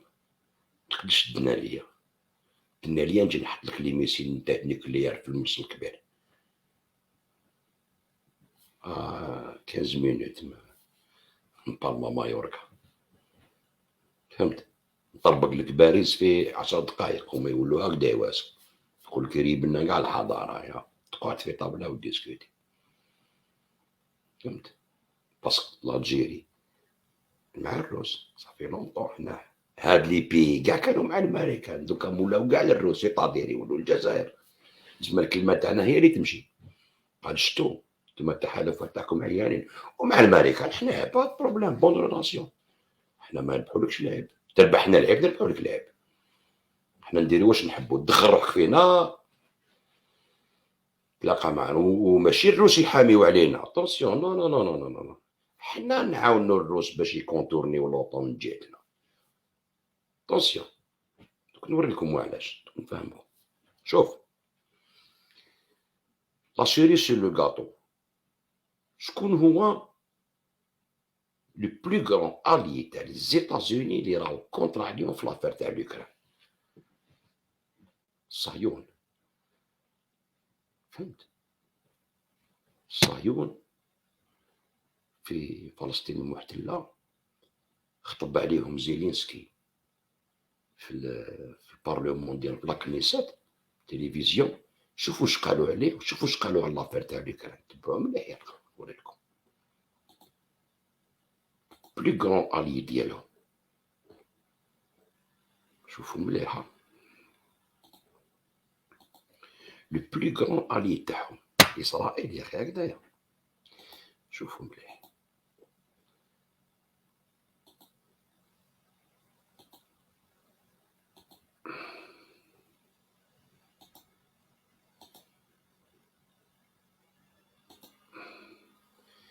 تبعوا مليح، سمعوا. Le président ukrainien Volodymyr Zelensky s'est exprimé devant les députés et les ministres israéliens, un discours par Zoom, puisque la Knesset est en vacances et surtout, elle est en cours de rénovation. Les déclarations de Zelensky ont également été retransmises en direct sur la place Habima de Tel Aviv, où des centaines d'Israéliens y ont assisté. Zelensky n'a pas été par quatre chemins. Il a reproché à Israël de ne pas avoir fourni à l'Ukraine son système antimissile Dôme de fer et a exprimé son incompréhension face au refus de Jérusalem d'imposer des sanctions contre la Russie. Il a d'ailleurs fait un parallèle entre ce que les Juifs ont vécu pendant la Shoah et ce que vivent aujourd'hui les Ukrainiens. Pour analyser ce discours, nous sommes à présent en ligne avec Stéphane Vanish. Bonsoir. Bonsoir. Vous êtes professeur de communication politique et publique associé à l'université Paris-Est Créteil et membre du laboratoire Hadar, analyse du discours, argumentation et rhétorique à l'université de Tel Aviv. Stéphane Vanish, que doit-on retenir de ce discours? On doit retenir, à mon avis, la première chose à retenir, en tout cas du côté israélien, c'est le fait que Zelensky, se positionnant en figure de victime, se permet de réécrire l'histoire d'Ukraine, tout simplement. C'est-à-dire qu'on est dans un discours négationniste sur deux points. Le premier point, c'est comparer ce qui se passe aujourd'hui en Ukraine avec ce qui s'est passé pendant la Seconde Guerre mondiale, quand il dit que le peuple ukrainien est un peuple errant dans le monde, donc ça fait vraiment rappeler le peuple juif, c'est la solution finale de l'Ukraine par la Russie. Bref, on est dans un vocabulaire de la Shoah sur tout simplement une guerre de territoire assez classique. Et donc ça déjà c'est un problème de nier l'histoire de la Seconde Guerre mondiale, et surtout c'est quand il dit que les Ukrainiens ont protégé des Juifs, etc. En fait, quand on est dans les territoires occupés par la Wehrmacht, l'Ukraine a trouvé, beaucoup de zélateurs pour organiser la Shoah par balle, et il faut se rappeler quand même qu'il y a eu 1,2 million de Juifs ukrainiens exécutés par la Wehrmacht, mais aussi par les supplétifs ukrainiens. Et donc ça, c'est une négation totale, parce que Zelensky n'en parlait pas, et donc se comparer au peuple juif parce qu'ils ont attaqué par la Russie, et se comparer à une situation comme la Shoah est à peu près honteux, et je pense que ce discours est un discours d'abord négationniste, mais en plus de mauvais goût quand on s'adresse à la Knesset. Oui, d'ailleurs, évidemment, on ne pouvait pas entendre les députés puisque leur micro était coupé pour des raisons notamment de sécurité, pour pas qu'il y ait d'interférence, si vous voulez, pendant le discours. يلاني قال لك اليوكران كيما البابل جويف لا شوا صارت لنا كيما جو قالوا نو، قالوا نورمالمون يهضر يقول بلي لي زوكرانيان مشاو مع لي نازي ومساكراو لي جويف مع لا فيرماخت. نوريها لكم تسمى اوبلا هذوك نازي ما عندناش علاش نعاونوك حنايا. تبعوا مليحه، شوفوا مليح الحكايه والله. De Zelensky, mais on sent tout de même Miki Lévy quand il reprend la parole, le président de la Knesset, on sent un certain malaise. Il dit que donc l'Ukraine c'est une amie d'Israël, mais que on doit parfois dire des choses qui sont pas toujours faciles à entendre. Vous pensez que ce discours a fait mouche ou pas auprès des députés israéliens? Je pense que on va s'éloigner un peu de l'Ukraine, c'est ingérable. C'est une espèce d'obsession juive de la part de l'Ukraine, et pas simplement parce que le président est juif, d'origine juive. C'est une obsession juive de vouloir ressembler à ceux qu'ils ont tués. Et donc c'est quand même, je dirais, complètement, comment dirais-je, irresponsable, mais inacceptable. قال لك يمثل روحه بالناس اللي قتلوهم هما تبعوا مليحه. Et donc, cette obsession de la part de Poutine aussi, hein, quand il dit que les punitions de l'Occident ressemblent à un pogrom et tout, ce serait bien que les Ukrainiens et les Russes nous oublient un petit peu, en tant que Juifs, mais aussi en tant qu'Israéliens. Nous avons nos intérêts nationaux, nous avons nos intérêts d'État. La Russie est en Syrie, et ce n'est pas les Ukrainiens qui vont nous aider, même à l'ONU, ils ne nous ont pas aidés. Il faut faire attention, le discours très pro-israélien de Zelensky s'arrête au vote de l'ONU. Donc, faire très attention à ça. Il y a un effet de propagande très fort de la part des Ukrainiens, comme de la part des Russes. Et ils nous prennent, je dirais, un peu entre le marteau et l'enclume, on peut dire. Et... سمعتوا واش قالوا؟ قال لها الروس راهم في سوريا، تسمى راهم قدامنا كاش ما نزغدوا ولا خايفين، الامريكان ما يعاونوهمش. هم شافوا باللي ما يدخلوش روحهم، يخافوا من الروس. ما قالوا ما زيلينسكي هو يجي يسلكنا، تبع مليح.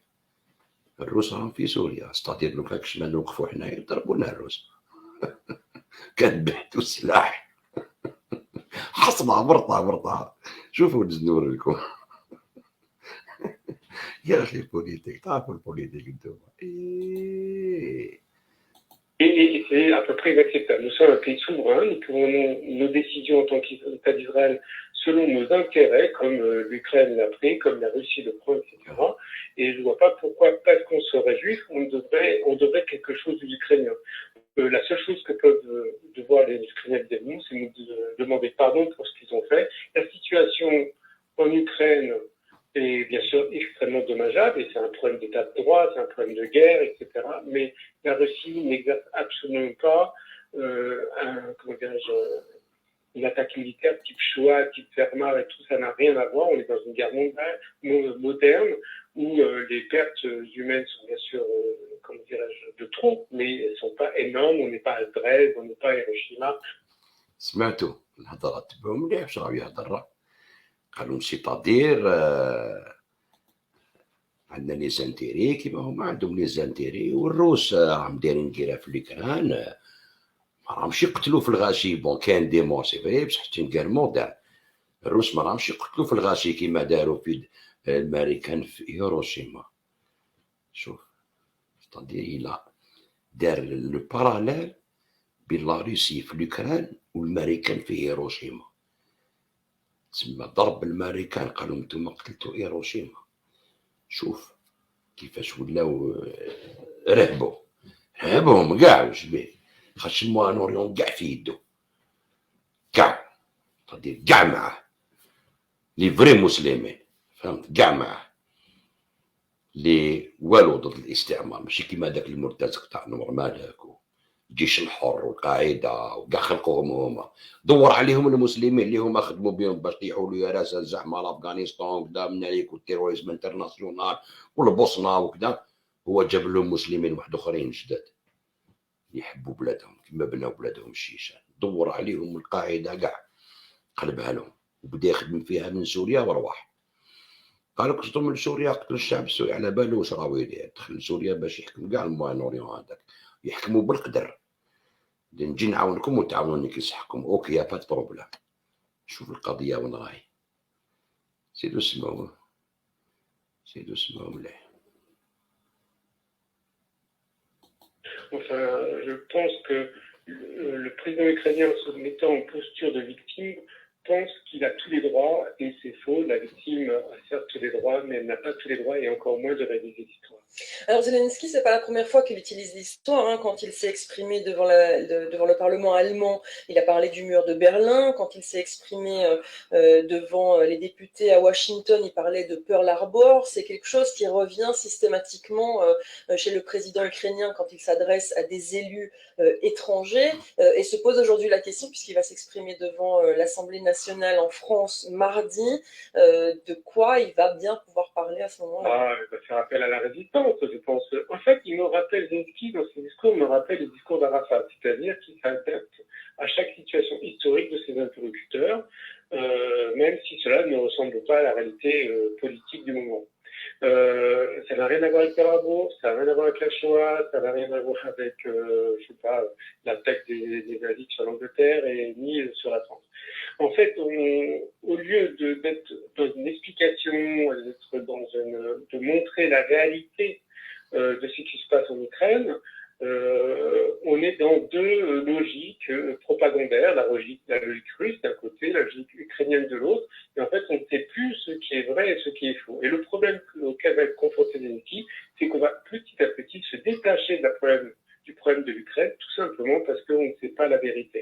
Une démocratie digne de ce nom, et il faudrait que Zelensky l'apprenne, dit la vérité, même si ce n'est pas aussi tragique que l'on veut le dire, même si ce n'est pas propagandaire, la vérité en démocratie est sa force. Et visiblement, les Ukrainiens ne l'ont pas encore appris, et je crois. زعما هما يقولوا لا رياليتي إسرائيل.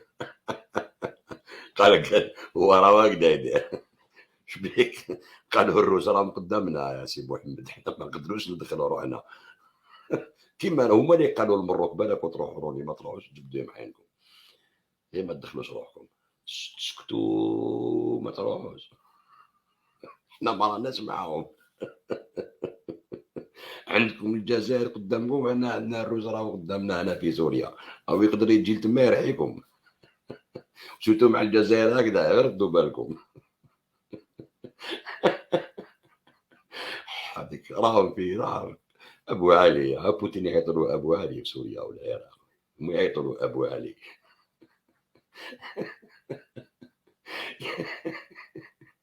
راكم فيه نكبه. هم تبلبلوا ساكن الناس اللي ما يقراوش ما يعرفش مسكين. نوريكم محللين سياسيين تاع الجزائر، بروفيسور تاع سونس بوليتيك يهضر حاجه دقيه.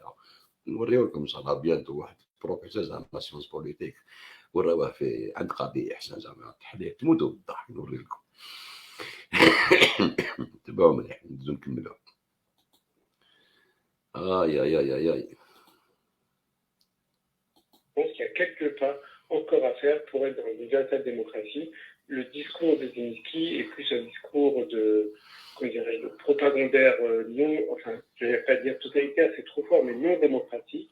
Et on sait qu'on ne va pas le croire, et à force de ne pas le croire, un peu, c'est comme la fable au loup, on ne va pas le pierre le loup, on ne va pas, on va plus réagir à force. Et moi, je pense que si j'étais l'État d'Israël, si j'étais ministre du gouvernement, je me méfierais de plus en plus de ce qui se passe en Ukraine, tout simplement parce qu'on a un gouvernant qui, au lieu de dire la vérité, fait de la propagande. Et donc, vous pensez qu'Israël ne suivra pas les demandes de l'Ukraine d'imposer des sanctions à la Russie, ni d'envoyer le dôme de fer, par exemple, en Ukraine? Enfin, je ne suis pas à la place des ministres, mais si j'étais à leur place, la réponse serait non, tout à fait. Tout simplement parce que nous avons des relations avec de bonnes relations avec la Russie. Enfin, bonnes relations, c'est des rapports de force qui est très, très objectif. Mais donc, ça crée des bonnes relations très humaines. Nous avons des bonnes relations avec l'Ukraine. Et je dirais qu'il y a et il faut, je pense, continuer avec ça. En tout cas, la Russie est très importante, vu la présence en Syrie, pour Israël. Ce n'est pas l'Ukraine qui nous protégera des missiles iraniens. C'est ça, aujourd'hui, en bombardant régulièrement l'armement en Syrie. Il ne faut plus l'oublier. سمعتوا هادي فهموها مليح. قالوا سي با l'Ukraine qui va défendre إسرائيل si l'Iran nous bombarde. دي معنى كبيرة. تسمى على بالهم باللي هما راهم في فم سبع، وهذيك لا ريجيون الشعوب كامل يسالوها لهم علاش هما راهم عايشين. هما راهم عايشين في أرضنا وقاتلين خاوتنا وشعبنا وداين القدس وداين كدا. علاش؟ باسكو معاهم القوات العالمية سيتو. ما هما روحهم ما يقدروش بهم بومباطو يفتح.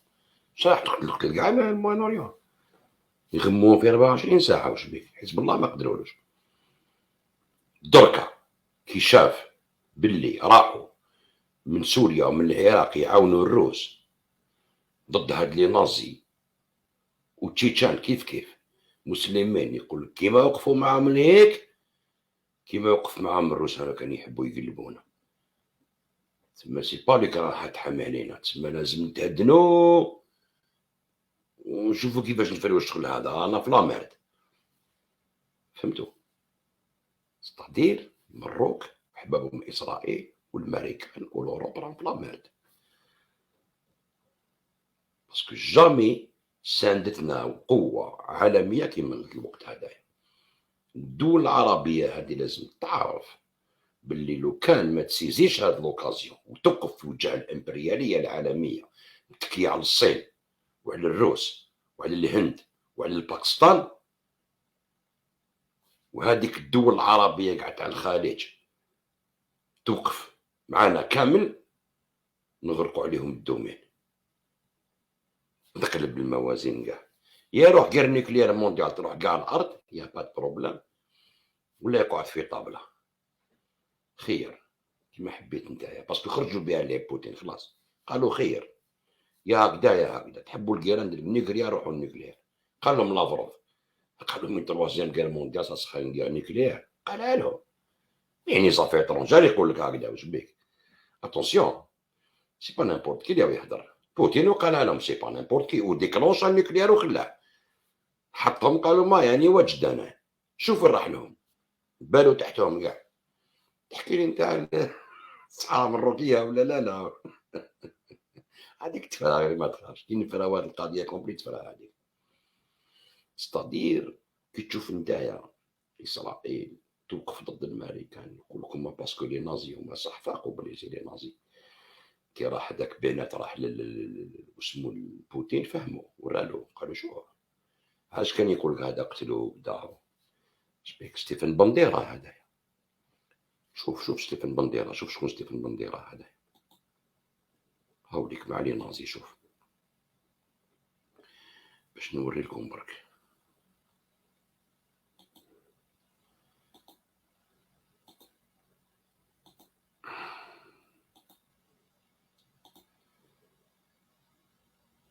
ماشي هادي.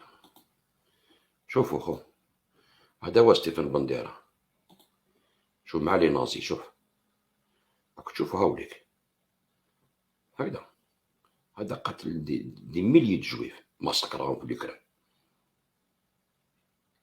باش تشوف راحوا مع لي نازي هادو كاع لي بي صغار هادوما اللي كانوا ضد ستالين، معاهم لي ميزيلمون اللي دارهم هذيك اللي اساس ميزيلمون اللي جاب لهم المفتي تاع القدس يدير هاي هتلر هكذا. شفتوا لي زيماج وريتهم لكم يوتيليزاو هذوك الاسلاميين تاع السياسه الاخوانجيه وكذا ويوتيليزاو هذوما. ابري لا غير مونديال كي طاح هتلر قتلوه كدا راح الالمان واش داروا هما لي زاميريكان ناسيون ريكوبيري هادو خدموا بهم ضد اليونيون سوفيتيك ضد كاع البلدان اللي يمشوا معاهم الاسلاميين والنازي. اليوم التاريخ يعاود روحو. شوف نزيد نوري لكم باش تعرفوا. هذا ستيفن بنديرا هذايا لي زوكرانيين مانيفيستيو بالطابلوات ديالو. شوفوا يا الخاوة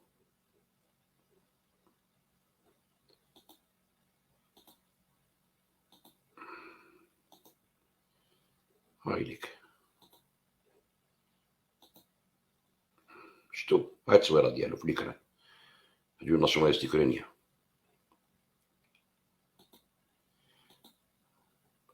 وهنا كيف نوري لكم. شوف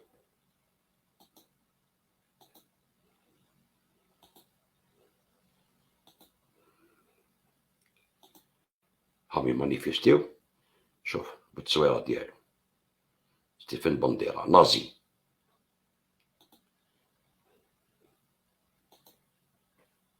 سي بور سا قال لهم حنا ما نقدروش صابوا السبه زعما بلي هادو لي نازي ودا هما صح، منها لي نازي ومنها خايف ما يقول لك نمشيو ضد الروس يسلح كاع هذيك المقاومه يقعرونا. حصل امريكان ما يقدرش يدخل في غيره، راهو حاصل في بلادو ديجا مع الشعب ديالو. كي ولا الامريكان يحط بريزيدون في عمره 80 سنه تسمى ما عندوش رولاب خلاص فيني. كانوا غير 40 45 اكزومبل لو مون دي جون بريزيدون هذا في عمره 80 سنه يمشي كاع عنده الزهايمر. خطب عليهم في الكونغري قال لهم الروس صدموا على الايران وقعد قالوا لي كلام ماشي الايران. واش من قوه راكم ما عرفتوش تخيروا تبعوش لي زيفانمون راقدين على ودنيكم. تيوا شوف اش نوري لك. هادي سيت اون شان اوكرانيان واسمها اوكران 24.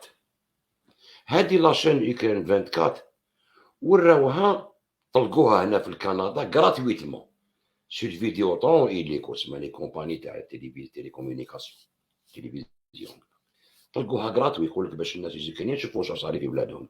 في هاد لا تلفزيون يجي جورناليست يحط تصويره تاع هايشمان قدامه يقول لك يفون ماساكري كاع لي زونفون روس كيما دار هايشمان. تبعوا مليح شوفوا نوري لكم.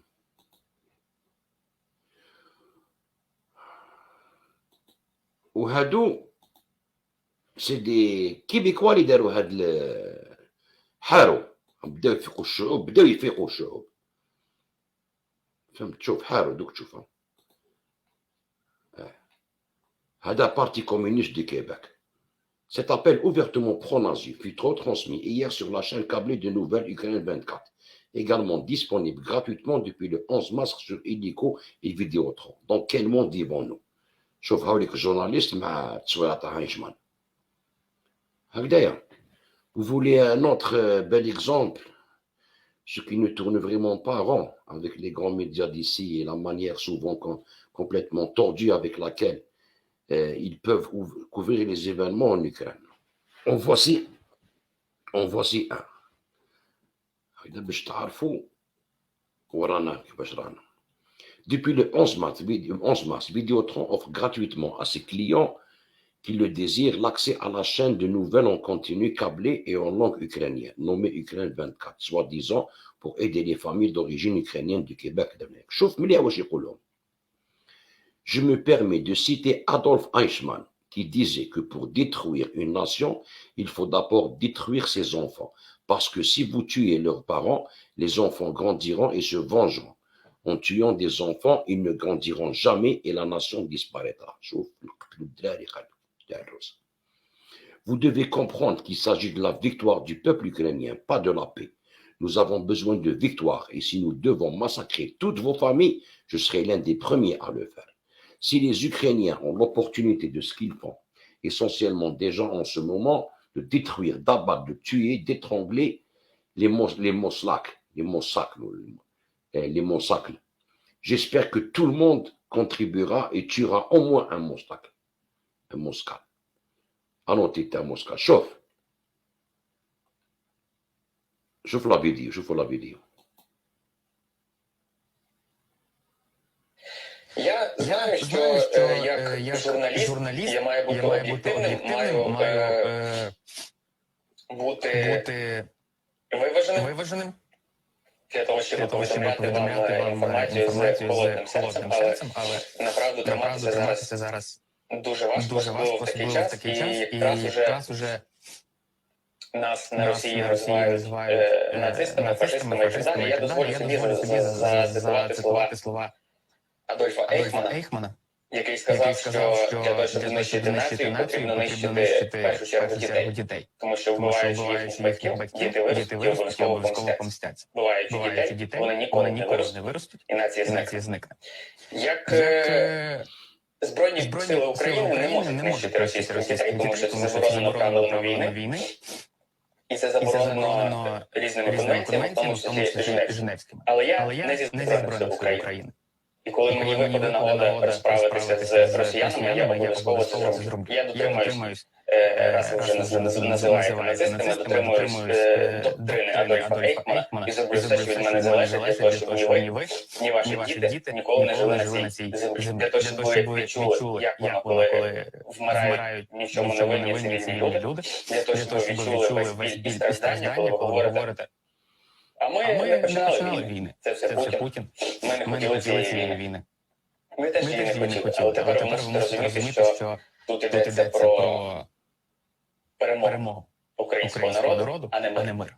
Нам потрібна перемога. І якщо для цього доведеться вирізати всі ваші сім'ї, я буду одним із перших, хто це зробить. Слава нації! Сподіваємось, що такої нації, як Росія і росіяни, ніколи більше не залишиться на цій землі. Тому що це просто виродки, які засмічують цю землю. Якщо в українців є можливість, що вони зараз, в принципі, роблять, трощити, різати, вбивати, душити москальноту, я сподіваюся, що кожен внесе свій вклад і заможуть хоча б одного москаля.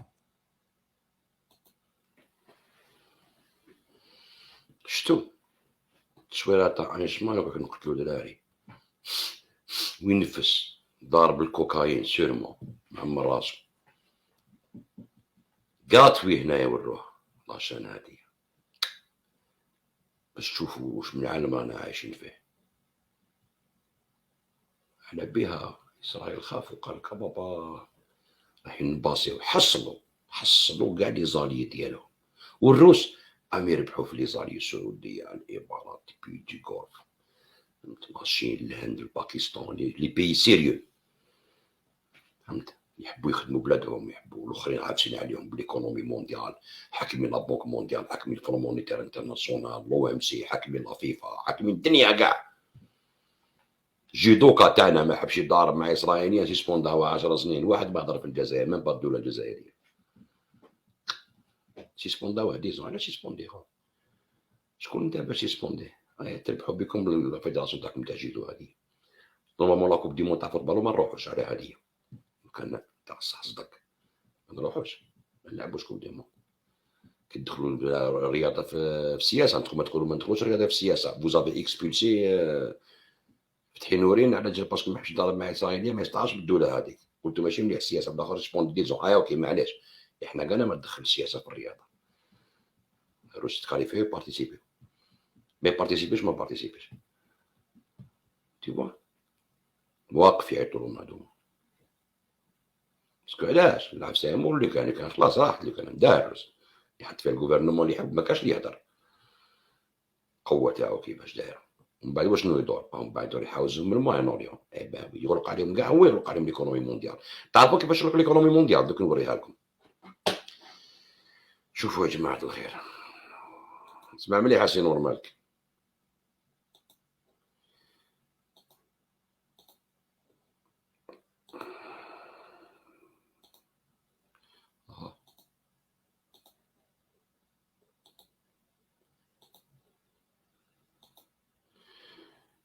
برك راكم تشوفوا العالم يا اخي اوكي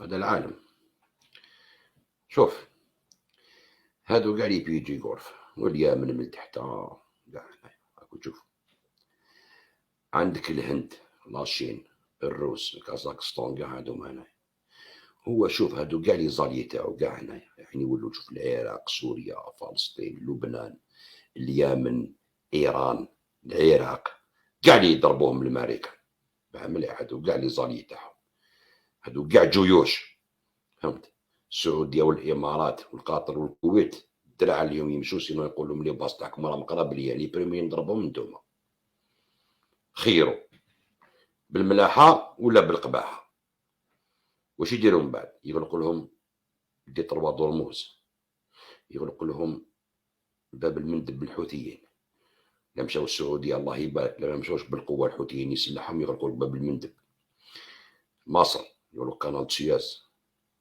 حنا نغلقوا دي 3 جبرالتار جبل طارق هكذايا ترك يقعد حاصب البوسفور والدردانيل هو عنده ينباس في سوريا هنايا تسمى كي يغلق لهم لي باساج ماريتيم ليكونومي مونديال يجي يفهم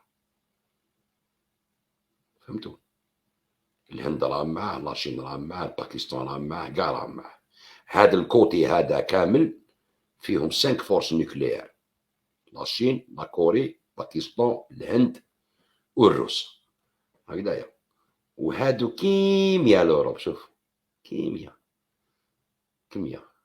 شوفوا كي نجيو نسطاليو هنا نحبو يخشنا راسهم بزاف حنا نجيبوهم نقولو روح ريح عندنا هنايا نتا المروك تيك تاك باسكو هنا سي لوطو كاب جيبرالتار لازم نكونتروليوه ما يقعدش يكونتروليه لوطو شوف هادي باش تفهمو السياسه كيفاش راهي تمشي هادو كيولو دي زاليي تاع صح تما يتنغلق كاع هاد العفسه هادي وتشوفوا هادي الخطه اللي مر لوكران كان ما يقعدوش في طابله مازالكم بلي سونكسيون دوك ندير لكم لي سونكسيون تاع صح يتحوزوا كاع من الموين اوريون حتى اسرائيل راه في دونجي كبير او يستعرف بها قال لكم كان ضربونا لينا شكون يحامي علينا الروس راهم في سوريا من قدامنا ما نقدروا نديروا والو كتفهم كتفهم ربطهم. هادوك تاع العرب، هادوك القورف هادوك كيفاش يديروا مع من يتشاوروا؟ الجزائر بالك يقدموا هذيك لا ريونيون تاع الجامعه كاع بيان افون، وبشار الاسد يحضر فيها باش نجمعوهم حنا. قال شوفوا، يا تمشوا هكذا يا تخسروا، خيروا. هما عم بالك ماذا بيهم يديروا فيهم دراعنا الانجليز والامريكان من زمان، حاطينهم اجونو يا اجونو، حاطينهم كي الكلاب. يقول لك نسلكوا روحنا يا صاحبي من هذا الاستعمار العالمي هذا. تم نقول لك ويا نمشي معك، روح تمشي معايا. مروكم بها واش يدير؟ يولي يحلل في الجزائر معاكم. الجامعه العربيه يبان لعب، والروس بيان سور يعاونونا بالضغوط. قال راهم في نكبه واش بيك. حتى لي زاميريكان هضروا على مصر والسعوديه والامارات في الكونغري هكذا. شنو نقول لكم، واحد المصري يهضر واش كيفاش راهم ياكليزيو في مصر، دوك حبوا يحسبوا مصر والسعوديه باسكو على بالهم بلي يهربوا لهم. يقول لك خونه في الكونغري الامريكان هكذايا. بيرني ساندرز شوف تبعوا مليح، تبعوا مليح تشوفوا نوري لكم. قال لك انا استراتيجيه سياسيه ندير. يا اخي استراتيجيه،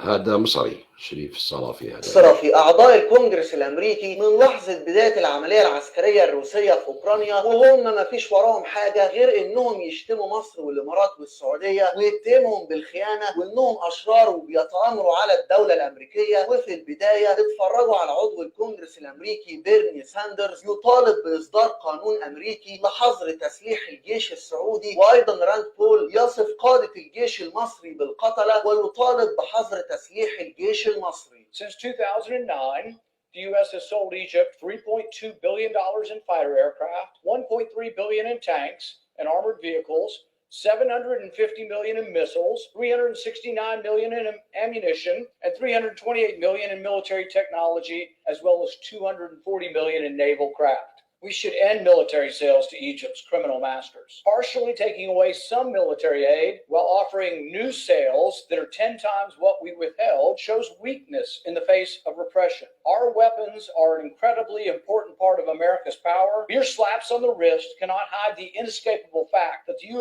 U.S. has handsomely rewarded Egypt as it degenerated into one of the most autocratic places on the globe. My resolution is to cancel military sales. It offers a choice whether the United States will side with the Egyptian people or with the oppressors. On November 18th, we introduced a congressional resolution of disapproval to block the sale of 280 air-to-air missiles, 596 missile launches, and other weapons totaling some $650 million to Saudi Arabia. And that is what we will be voting on in a few minutes. Let me be very clear. As the Saudi government continues to wage its devastating war in Yemen and repress its own people, we should not be rewarding them with more arms sales. We should be demanding that they end the devastating war in Yemen, which has killed over 230,000 people. إذا راند بول بيقول لك قادة الجيش المصري قتلة ولازم نمنع تسليح الجيش المصري، وبيرني ساندرز بيقول لك السعودية شريرة ولازم نحظر تسليحها. وبالمناسبة معنى إن راند بول يقول إن أمريكا ضعيفة ومش قادرة تمنع تسليح الجيش المصري ده يدل على مدى الضعف الأمريكي. وبعدين أنا مش فاهم إيه البجاحة دي كلها. يعني عضو في الكونجرس الأمريكي طالع يقول للشعب المصري على فكرة بقى إحنا هنحظر تسليح الجيش المصري دعما ليكوا يا شعب يا مصري. مش فاهمك ازاي يعني هتنزع سلاح جيشنا وفي نفس الوقت رايح تدعم الشعب المصري. لو بيرني ساندرز بيقول لك على فكرة احنا عايزين نمنع تسليح الجيش السعودي علشان الحرب في اليمن وارواح المدنيين، ده باعتبار يعني ان السعودية هي اللي اعلنت الحرب دي مش تنظيم الحوثي الممول من ايران هو اللي بدأ وقصف السعودية الاول. بس عارف يا صاحبي المشاهد انا مش هرد عليهم، انا هفرج افرج حضراتكم على الرئيس الامريكي السابق ترامب وهو حرفيا بيفرم بيرني ساندرز واوباما وهيلاري كلينتون وكل اعضاء الحزب الجمهوري في الكونجرس الامريكي، وبيقول لهم انتوا صنعتوا داعش ومولتوهم.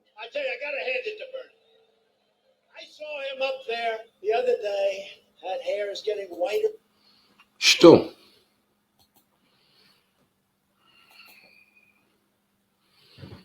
باسكو علاش الموقف تاعهم مع الروس.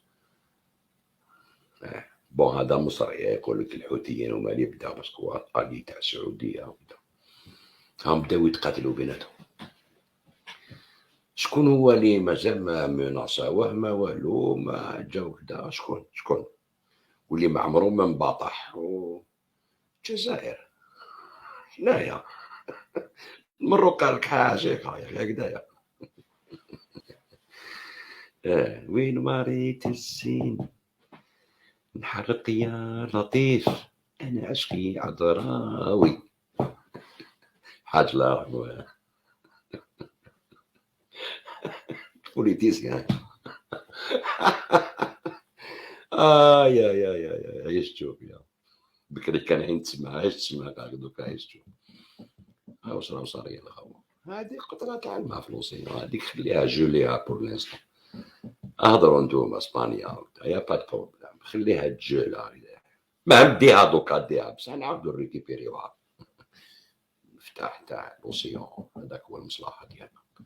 دوك اعداء كان جاو رجال وكان مشينا معاهم رجال او قال لك عشيقه هذيك فهمتوا الغاوه جبهه التحريريه دخلوا في الطاب. مانيش داكور مع لا جيستيون تاع الحكومه الجزائريه في المشاكل الداخليه تاع الجزائر. نقولها لكم تو سويت الرئيس وحبط كاع تما لا جيستيون هادي انتيريور ولا لا بوليتيك انتيريور ولا 0/10. في الاكستيريور اوكي في الجيش اوكي باقي نو. دايا حنا نحميو على بلادنا ونورو الشباب تاعنا باش ما يغروش به. ردوا بالكم رانا بول بوزيسيون مع العرب معاهم كاع يجوا يدقدقوا علينا. شوف لنا بوتين كيفاش روح سنا ليك دوك نشوفوا مع ابو علي.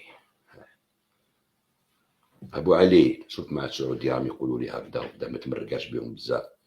ديرها شغل ما هما بقى لك رانا معاك ما تزيرهمش بزاف يا حتى يجي محمد سيدي يا خوتي. اسرائيل خافوا قالوا يضربونا ليران شكون يحامينا اليوكران؟ روسيا راهي في سوريا راهي ندخلوا روحنا يعطونا. امريكا راهم خايفين منه ما قدروا يديروا والو سكتوا تخدى لهم اليوكران سكتوا. كال فيكتوار يا با با با با با كلالهم لارين. عباك لارين في جدي شاك تري امبورطون بوجي بارتو باسكو هي تكون هوريزونتال فيرتيكال تولي اللورد قدام.